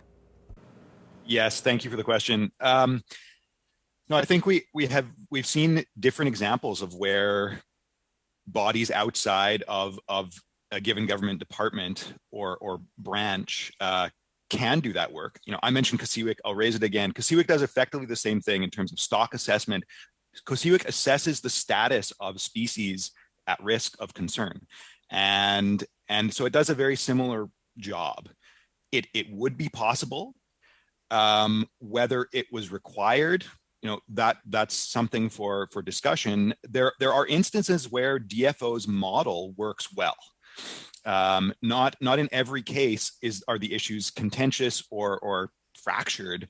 And so it's really in those instances that Dr. Riddle and I would advocate that you really need independent advice, independent collation of evidence. But it's not, if that model were developed, it could be, it wouldn't necessarily need to be DFO driven. It can be driven by parliamentarians. And that's really what I see as required. I don't think DFO management from its current seemingly comfortable position is going to autonomously opt for this model. Thank you, Madam Debian. It's 4 seconds left, so you won't even get a chance to breathe in that length of time. But we'll now go to Ms. Barron for 2.5 minutes, please. My question is for Mr. Taylor. Mr. Taylor, can you speak a bit more about the impacts of DFO's implementation or a lack of implementation of the national bycatch policy and the national monitoring policy, and how this may skew or influence what's actually happening on the water? Thank you for that question. It's a critical question, and it's certainly a real interest to me over the years, coming from a commercial fishing background. Every fishery needs, and this is recognized throughout the world, first thing it needs is accurate reflection of its catch reporting and compliance with that, and being able to provide that information to the management body. And what's even more critical in Canada is Canada uses discards or releasing fish as one of its primary conservation tools. So we've got to also understand not only the retained catch, but the releases and what happens to those released fish after they are released, because a proportion of them, and it can be a large proportion, don't survive to actually recruit into the population. So having that accurate information is critical. There is a national policy for implementing it for all fisheries. None of the salmon fisheries, no salmon fishery, whether it be First Nation, recreational, or commercial, has gone through it. There is some other fisheries, notable fisheries that have, and they're world recognized, and partly because of it, and that includes the groundfish fishery and some others in British Columbia and elsewhere in Canada. But the absence of good monitoring and that good basic information flowing into it is just, you cannot effectively manage a population without it. And to fail to do it is really a blot on DFO. Thank you, Ms. Barron. We'll now go to Mr. Zimmer for 5 minutes or less, please. Thank you, Mr. Chair. Following up on what I talked about before, Dr. Riddell and Jesse, I'll ask you specifically. Mr. Zimmer, could you move your mic up again, please? I'm going to tie a piece of string onto it for you next time. Yeah, go ahead. Is in the way, we'll start again. Yeah, it's hard to see. It's hard to see what I'm trying to read with it up there. But Jesse, I know you represent a group that not only does great conservation and does real work in the environment, but also provides a lot of good data and science around that same conservation of those efforts that you have. If with that vast science and expertise that you do have, you can tap into, what would you do if you had the choice? The working group that Department of Fisheries and Oceans would consult with or have at the table to make those decisions, those good, sound decisions, what would that look like? Yeah, I mean, we talk about this and really we're kind of getting into there's three pillars of resource management. There's funding, so money, there's science, and there's social support. And the social support thing, I guess, is what we're really zeroing in on in governance. I mean, we're at a place in time here in British Columbia where things are so bleak when we talk about 68 and 32 fish that no one can see themselves in the outcome. And I think, part of what people are feeling here today is they feel like they don't have a voice. They feel like they're not being heard. So you have to have a process where everyone can see themselves in the outcome and they can buy into it, and where, the federal government takes leadership and says, look, we want Pacific salmon on this landscape. We want to restore them. Here's how we're going to do it. You're all going to get a seat on the bus and we're going to bring you along so that we can all benefit and take care of these fish in the long run. Right.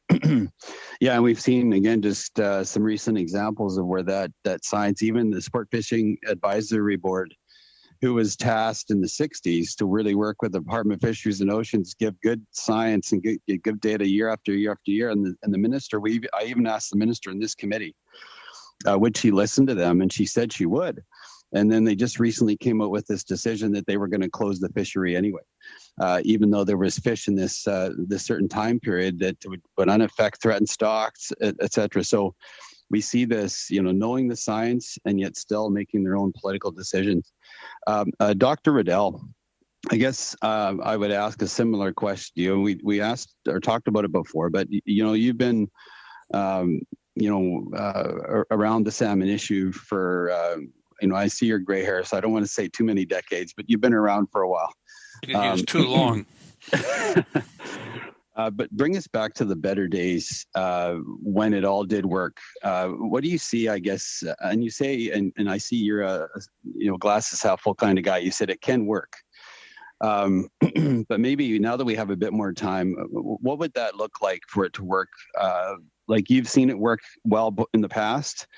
What needs to change for that to work that same way again?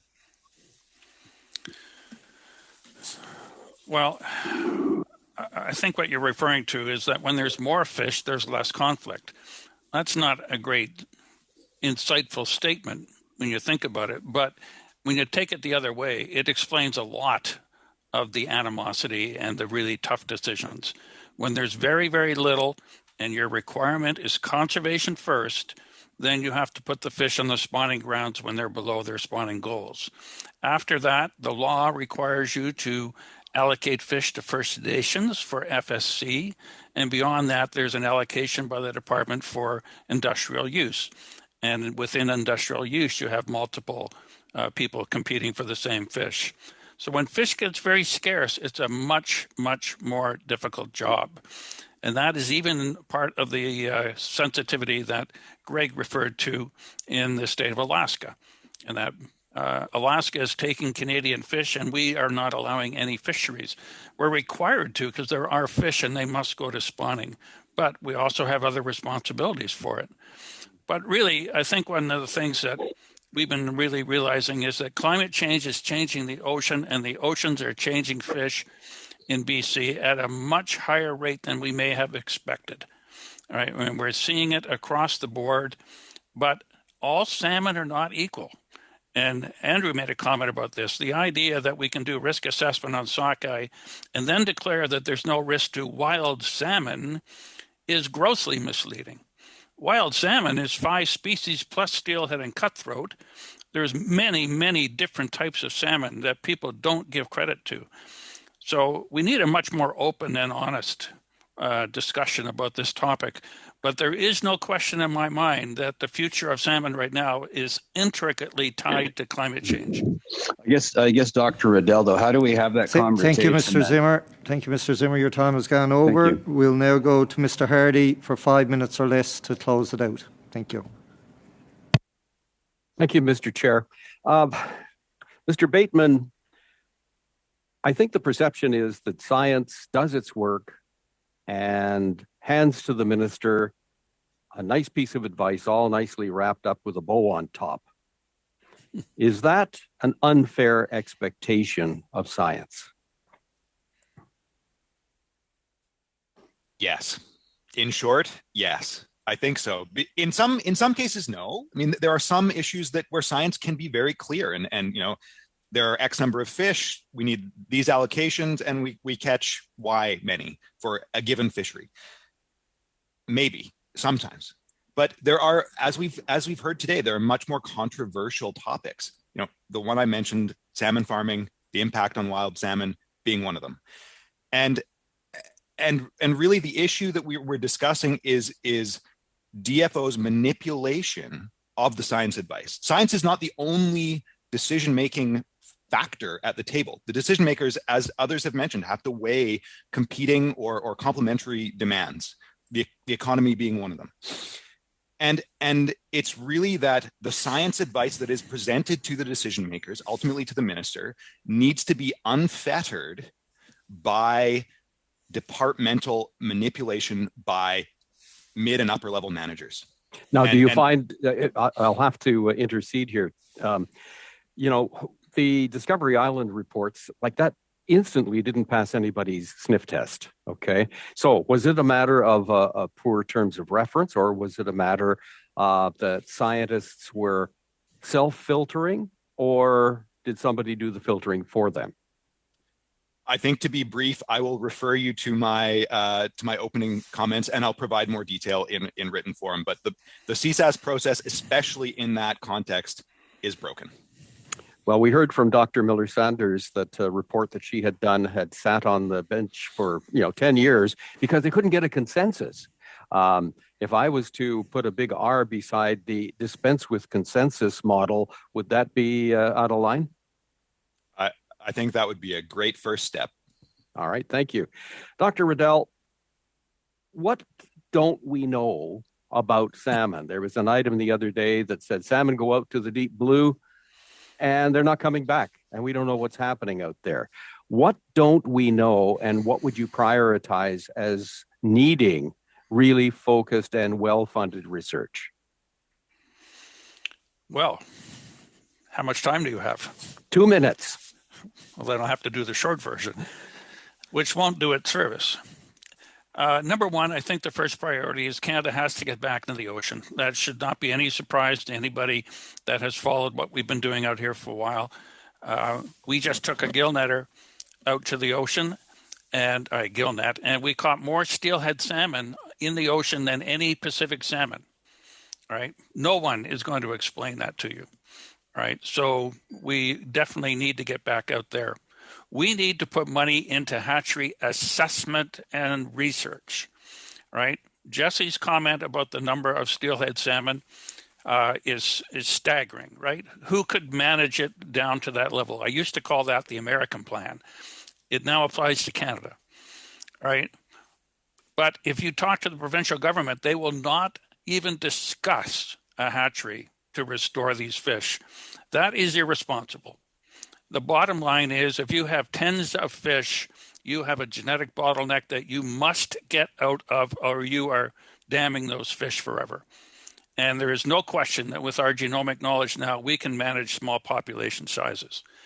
That's the third thing, is effective conservation and restoration. We talk about restoration, and you just put $700 million into restoration. What are you going to do? Because we've been doing it for decades. Where are the fish? And this speaks to the fact that it gets back to, it is a big circle, the circle of life, and we're losing them at sea. We have the technology to study what's going on at sea. We do not have the people working on the biology of salmon at sea, and we do not have the ships to go to sea. We have lots of technology, but we don't have anybody focused on it. So if you want to put a group together on, you've got the PSSI funds, there are many people that would be willingly work with you to determine how to restore fish and what don't we know. It's not a simple question. Right. Thank you very much. Appreciate that. Thank you, Mr. Hardy. And that closes up our rounds of questioning for today's committee meeting. I want to say a big thank you to our witnesses, especially for their generous allotment of time to us today, as we were delayed a little bit because of a vote, and that's the season we're into right now, and it can happen any day. But again, a big thank you to the witnesses, and your knowledge shared with us today is of great value. I'll give you a second now to sign off, and we'll continue on for a couple of minutes. Thanks all. Thanks for your interest. Thank you. Well done.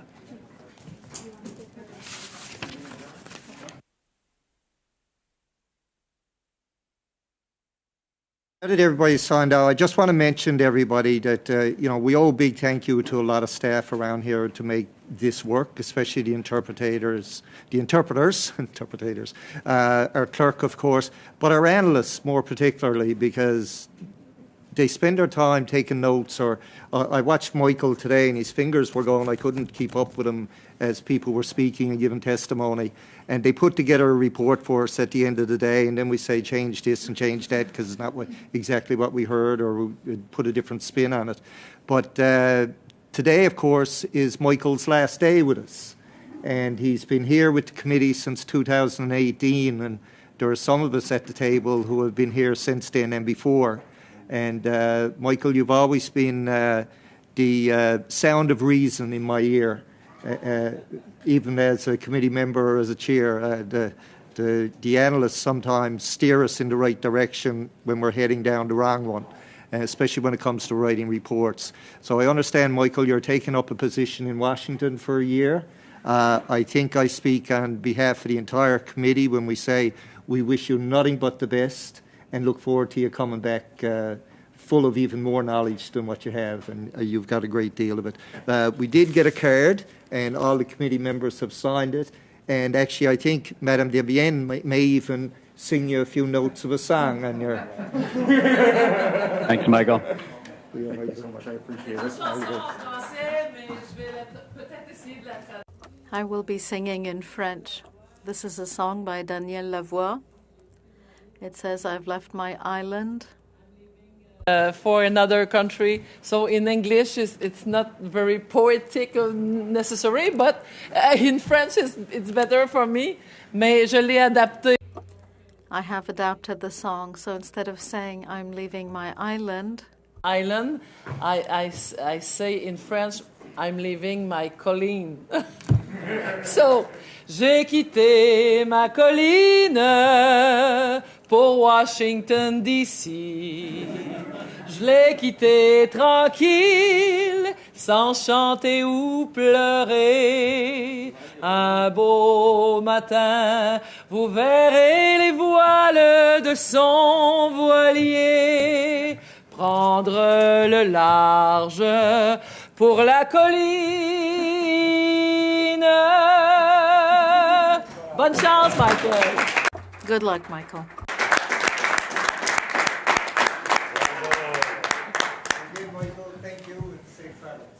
Thank you, Michael. Thank you, everyone. That was really touching. Thank you. Thank you. Thank you. Adjourn the meeting? Oh, meeting adjourned.